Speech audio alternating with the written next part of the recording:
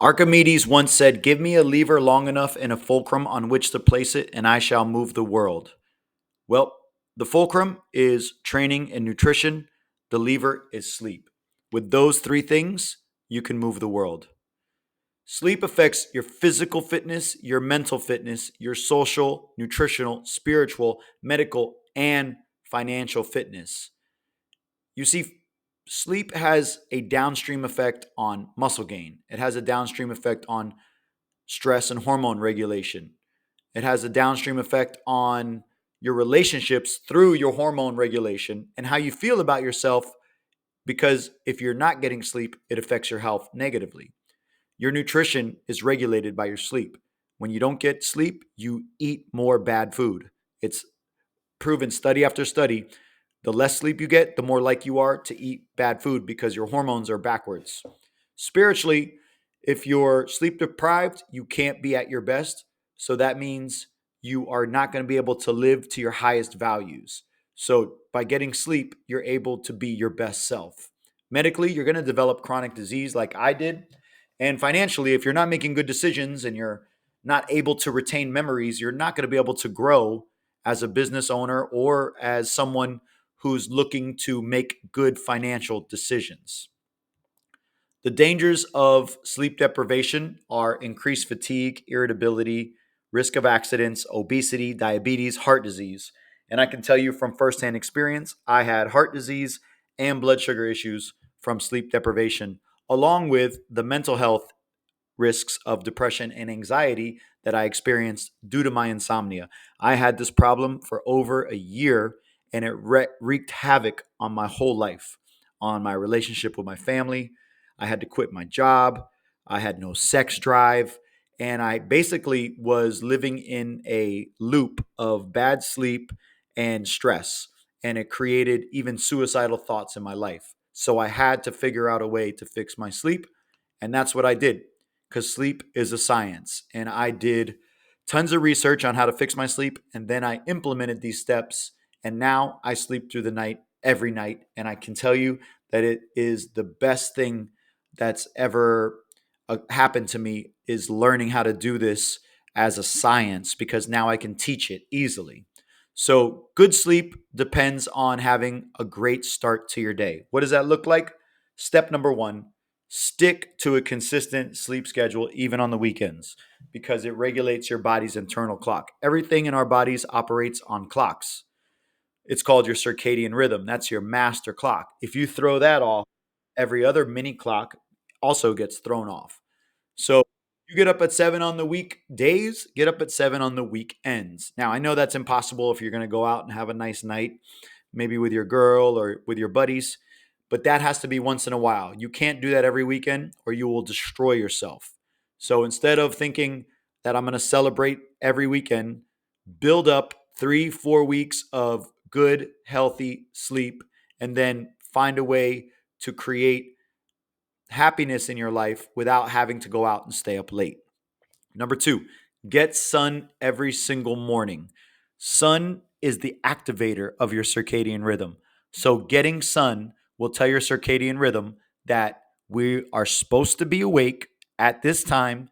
And then, as the day goes on and the sun goes down, we're supposed to go to sleep. Not getting sun delays the circadian rhythm's peak effects. So you want to get sun early. If there's no sun where you live and it's wintertime, you can get a lamp that mimics the sun. Number three, you're going to follow the 10-3-2-1 rule.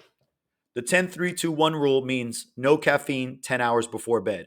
Caffeine has a half life of 6 hours. So if you drink caffeine at 4 p.m., it's coursing through your veins at 10 p.m., making it virtually impossible to fall asleep early. Stop eating 3 hours before bed, because when you digest food, your body temperature increases. And in order for you to fall asleep, your body temperature has to decrease. So if your body temperature is up, it's going to be hard to fall asleep. It's going to keep your heart rate up, and it's going to ruin your quality of sleep. No work or stressful activities 2 hours before bed. You've all done it before. You work super late, you go to bed, and all night long you're thinking about work, or you're studying all night and you're thinking about whatever you have to study, and it destroys your sleep. So you have to create a boundary where you shut off work, you shut off studying, and you allow your body to consolidate the memories. You allow your body to get the rest that it needs so that you can retain the information. If you don't get the rest, you don't retain the information. Number 7, you want avoid social media, specifically 1 hour before bed, to minimize stress. We've all been doom scrolling at night. You look up and it's a half hour later. That doesn't happen when you read a book. You read a book and you fall asleep. There's something that happens when you scroll social media. They've programmed it in that releases certain hormones, dopamine, adrenaline, that create a more awakened state, and they keep you on there, and you just keep going and you keep going. So instead of scrolling social media, watch some mindless television or read a book. Number 8, avoid alcohol. Alcohol disrupts sleep. It disrupts pretty much every bodily function that you have. So you want to avoid it as much as possible. Next, avoid intense physical activity. Okay. If you want to train at night, do slow stuff like bodybuilding and yoga. If you do like jujitsu or CrossFit at night, you're going to jack up your cortisol. You're going to be in fight or flight, and it's going to be harder for you to fall asleep. So you're going to be pushing yourself backwards because you can't out train bad sleep. So if you're going to do intense exercise, do it in the morning. And if you're going to do bodybuilding or even better, yoga at night, that will actually help you sleep. You just can't get your heart rate up. You got to keep your heart rate nice and low. Now, we've gone over the 10-3-2-1 rule. Now we're going to be talking about your sleep environment. You want to ensure that your environment is as dark as possible. Blackout curtains, cut off all the lights. The sooner you dim the lights, the sooner you're going to fall asleep. You want it to be quiet and you want it to be cold. Now, when I say quiet, I don't mean you can't have on like white noise or you can't have on like rain or something, because that will also help you sleep. But you just don't want to have television where the commercials are at different volumes and stuff like that. It's going to mess you up. You want to have something that is the same volume all night long. Even it being too quiet will mess you up sometimes because your brain will hear any little noise. So you want to make sure your environment is set up the right way. You want to have, of course, comfortable bedding. Look, we spend a third of our life in bed. Invest in a good mattress, okay? An eye mask will also help with keeping the light out of your eyes, which is what we want to do in the morning, not at night. Now, if you can put these things together, and I know you can, you're going to sleep much, much better.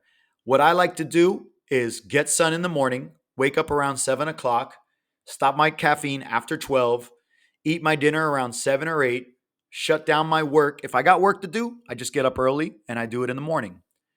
Read instead of social media. Don't drink. If I train at night, I do yoga most of the time and I get my hard workouts in the morning. I make sure my environment every night is dark. I put the AC down to 69 degrees and I close all the lights. And then 1 hour before I go to bed, I take a shower, I floss, I brush my teeth, and I set the routine telling my body we're going to bed. And I do it every single night. And I've gone from waking up every night at 3:30 a.m. with a racing heart to sleeping from 11 to 7 every single day, uninterrupted. Even when my dogs try to wake me up, sometimes I sleep right through it and they wake up somebody else in the house. So I can tell you from firsthand experience, this is the way you fix your sleep. It starts in the morning and it is reflected in all your behaviors throughout the day. In conclusion, remember, sleep plays a critical role in health and managing various illnesses and conditions. If you want to avoid illness, prioritize sleep. If you want to get stronger and be lean, prioritize sleep. It's going to support your healing and repair processes, your hormone levels, your immune system, reduce inflammation, improve your heart health, and lower the chance of you being obese, diabetic, or developing heart disease. Okay? Chronic sleep deprivation, on the other hand, can lead to all those negative effects that we talked about before and create a cyclical effect of less sleep, more stress, more disease. Less sleep, more stress, more disease. Break that cycle before it's too late and you develop disease. You can reverse it like I did, but you don't want to reverse it because it's one of those things that changes your whole life. I had to quit everything that I ever did and start all over again. You don't want to do that. So prioritize your sleep, establish a good sleep schedule, and maintain it. And you will see your nutrition improve. You will see your training improve. You will see your sex improve.